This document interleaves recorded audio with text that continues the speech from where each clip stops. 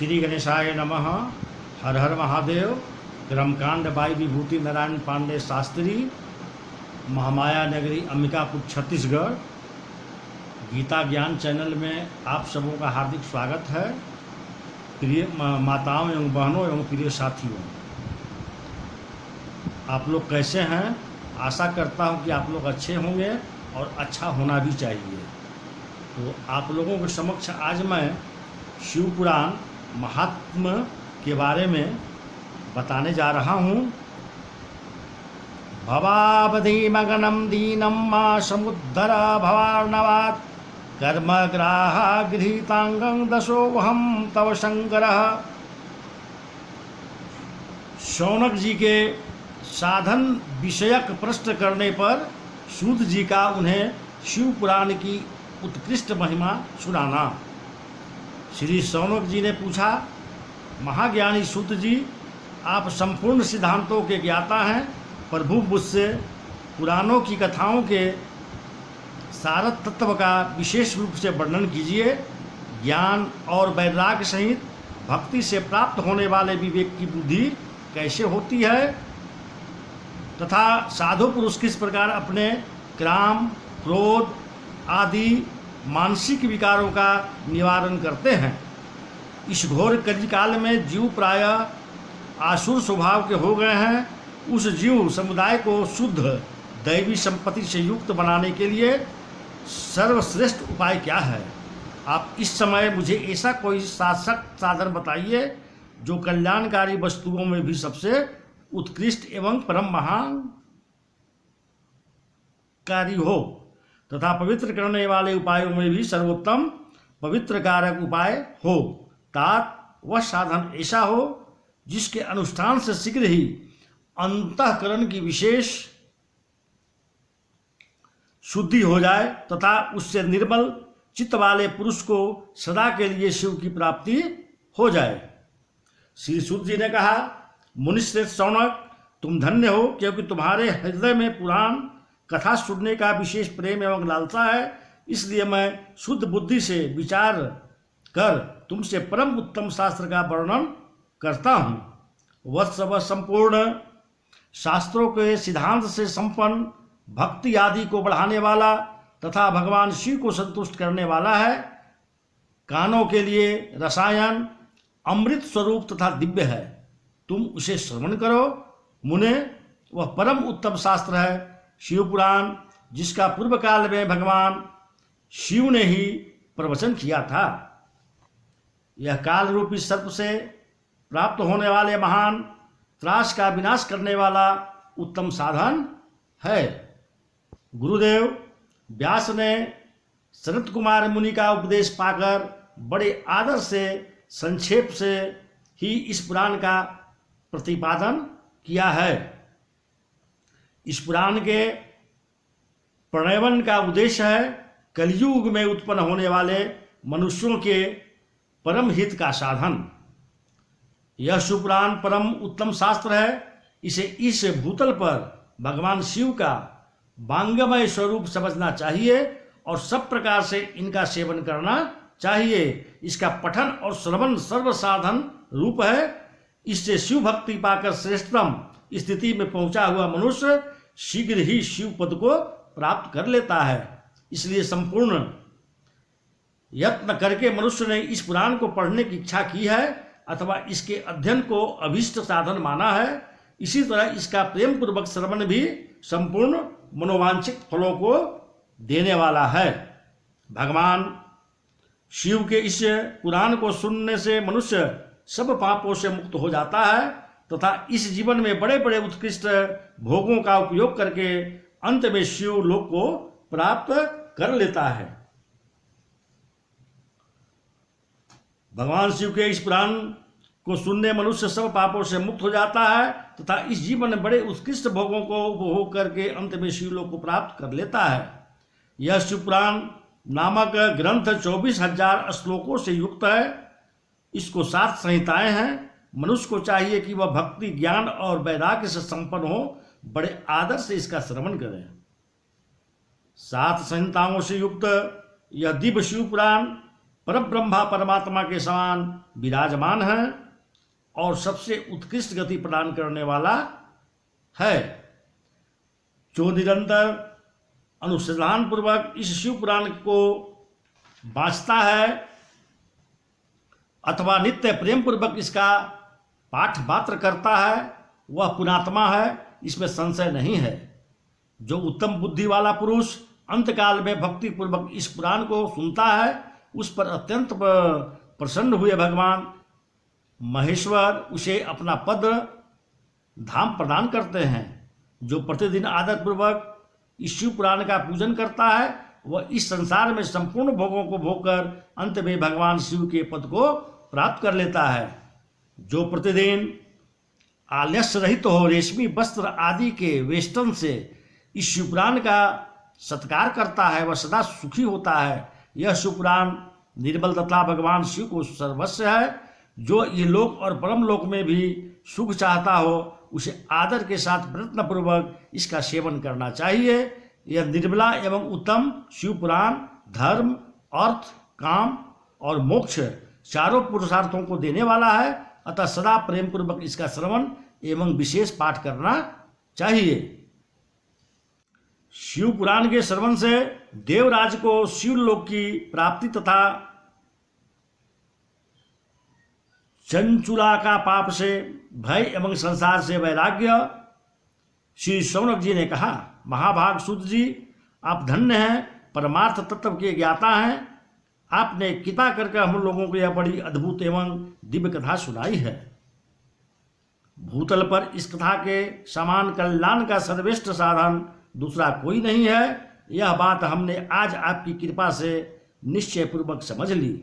सूत जी, कलयुग में इस कथा के द्वारा कौन कौन से पापी शुद्ध होते हैं उन्हें कृपा पूर्वक बताइए और इस जगत को कृतार्थ कीजिए। सूत जी बोले, मुने, जो मनुष्य पापी दुराचारी खल तथा काम क्रोध आदि में निरंतर डूबे रहने वाला है वे भी इस पुराण के श्रवण पठन से अवश्य ही शुद्ध हो जाता है। इस विषय में जानकर मुनि इस प्राचीन इतिहास का उदाहरण दिया करते हैं जिसके श्रवण मात्र से पापों का पूर्णतया नाश हो जाता है। पहले की बात है, कहीं किरातों के नगर में एक ब्राह्मण रहता था जो ज्ञान में अत्यंत दुर्बल दरिद्र रस बेचने वाला था, वैदिक धर्म से विमुक्त था।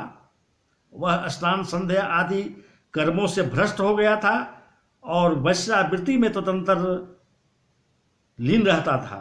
उसका नाम था देवराज। वह अपने ऊपर विश्वास करने वाले लोगों को ठगा करता था। उसने ब्राह्मणों, क्षत्रियों, वैश्यों, शूद्रों तथा दूसरों को भी अनेक बहानों से मारकर उनका धन हड़प लिया था, परंतु उस पापी का थोड़ा सा भी धन कभी धर्म के काम में नहीं लगा था। वह वेश्यागामी तथा सब प्रकार से आचार भ्रष्ट था। एक दिन घूमता घूमता वह दैव योग से प्रतिष्ठानपुर झूसी प्रयाग में जा पहुंचा। वहां उसने एक शिवालय देखा जहां बहुत से साधु महात्मा एकत्र हुए थे। देवराज उस शिवालय में ठहर गया, किंतु वहां उस ब्राह्मण को ज्वर आ गया। उस ज्वर से उसकी बड़ी पीड़ा होने लगी। वहां एक ब्राह्मण देवता शिव पुराण की कथा सुना रहे थे। ज्वर में पड़ा हुआ देवराज ब्राह्मण के मुखार बिंद से निकली हुई उस शिव कथा को निरंतर सुनता रहा। एक मास बाद वह ज्वर से अत्यंत पीड़ित होकर चल बसा। यमराज के दूत आए और उसे पाशों में बांधकर बलपूर्वक यमपुरी ले गए। इतने में ही शिवलोक से भगवान शिव के पार्षदगण आ गए। उनके गौर अंग कर्पूर के समान उज्जवल थे, हाथ त्रिशूल से सुशोभित हो रहे थे। उनके संपूर्ण अंग भस्म से उद्भसित थे और रुद्राक्ष की मालाएं उनके शरीर की शोभा बढ़ा रही थी। वे सबके सब क्रोधपूर्वक यमपुरी में गए और यम राजदूतों को मार पीट कर बारंबार धमकाकर उन्होंने देवराज को उनके चंगुल से छुड़ा लिया और अत्यंत अद्भुत विमान पर बैठाकर जब से शिवदूत कैलाश जाने को उद्यत हुए उस समय यमपुरी में बड़ा भारी कोलाहल हुआ। उसको लाहल को सुनकर धर्मराज अपने भवन से बाहर आए। साक्षात दूसरे रुद्रों के समान प्राचीन होने वाला उन चारों दूतों को देकर धर्मज्ञ धर्मराज ने उनका विधि पूर्वक पूजन किया और ज्ञान दृष्टि से देखकर सारा वृत्तांत जान लिया। उन्होंने भय के कारण भगवान शिव के उन महात्मा दूतों से कोई बात नहीं पूछी, उल्टे उन सबकी पूजा एवं प्रार्थना की। तत्पश्चात वे शिवदूत कैलाश को चले गए और वहां पहुंचकर उन्होंने उस ब्राह्मण को दयासागर सांब शिव के हाथ में सौंप दिया। शौनक जी कहा, महाभाग सूत जी, आप सर्वज्ञ हैं। महामते, आपकी कृपा प्रसाद से मैं बारंबार कृतार्थ हुआ। इस इतिहास को सुनकर मेरा मन अत्यंत आनंदमय से निमग्न हो रहा है। अतः अब भगवान शिव में प्रेम बढ़ाने वाली शिव संबंधिनी दूसरी कथा भी सुनिए। श्री सूत जी बोले, शौनक सुनो, मैं तुम्हारे सामने गोपनीय कथा वस्तु का भी वर्णन करूंगा, क्योंकि तुम शिव भक्तों में अग्रगण्य तथा वेद वेदताओं में श्रेष्ठ हो। समुद्र के निकटवर्ती प्रदेश में एक वास्कल नामक ग्राम है, जहाँ वैदिक धर्म से विमुक्त महापापी द्विज निवास करते थे। वे सब के सब बड़े दुष्ट, उनका मन दूषित विषय भोगों में ही लगा रहता था। वे न देवताओं पर विश्वास करते थे और न भाग्य पर। वे सभी कुटिल वृत्ति वाले थे, किसानी करते और भांति भांति के घातक अस्त्र शस्त्र रखते थे। वे व्यभिचारी और खल हैं। ज्ञान वैराग तथा सधर्म का सेवन ही मनुष्य के लिए परम पुरुषार्थ है, इस बात को वे बिल्कुल नहीं जानते हैं। वे सभी पशु बुद्धि वाले हैं। अन्य वर्णों के लोग भी उन्हीं की भांति कुत्सित विचार रखने वाले स्वधर्म मुख एवं खल हैं। वे सदा कुकर्म में लगे रहते और नित्य विषय भोगों में ही डूबे रहते। वहाँ की सब स्त्रियां भी कुटिल स्वभाव की स्वेच्छाचारिणी, पाप शक्त, कुत्सित विचार वाली और व्यभिचारिणी है। वे सद्व्यवहार तथा सदाचार से सर्वथा शून्य है। इस प्रकार वहाँ दुष्टों का ही निवास है। उस वास्कल नामक ग्राम में किसी समय एक बिंदुक नामधारी ब्राह्मण रहता था। वह बड़ा अधम था, दुरात्मा और महापापी था। यद्यपि उसकी बड़ी स्त्री सुंदर थी, तो भी वह कुमार्ग पर ही चलता था। उसकी पत्नी का नाम चंचुला था। वह सदा उत्तम धर्म के पालन में लगी रहती थी, तो भी उसे छोड़कर वह दुष्ट ब्राह्मण वेश्यागामी हो गया। इस तरह कुकर्म में लगे हुए उस बिंदुक के बहुत वर्ष व्यतीत हो गए। उसकी स्त्री चंचुला काम से पीड़ित होने पर भी स्वधर्मनाश के भय से क्लेश सहकर भी दीर्घ काल तक धर्म से भ्रष्ट नहीं हुई, परंतु दुराचारी पति के आचरण से प्रभावित हो आगे चलकर वह स्त्री भी दुराचरणी हो गई। इस तरह दुराचार में डूबे हुए उन मूढ़ चित्त वाले पति पत्नी का बहुत सा समय व्यर्थ बीत गया। तो तदंतर शूद्र जातीय वेश्या का पति बना हुआ वह दुष्ट बुद्धि वाला दुष्ट ब्राह्मण बिंदु के समयानुसार मृत्यु को प्राप्त हो नरक में जा पड़ा। बहुत दिनों तक नरक के दुख भोग कर वह मंद बुद्धि पापी विंध्य पर्वत पर भयंकर पिशाच हुआ। इधर उस दुराचारी पति बिंदु के मर जाने पर मूढ़ हृदया चंचुला बहुत समय तक पुत्रों के साथ अपने घर में ही रही।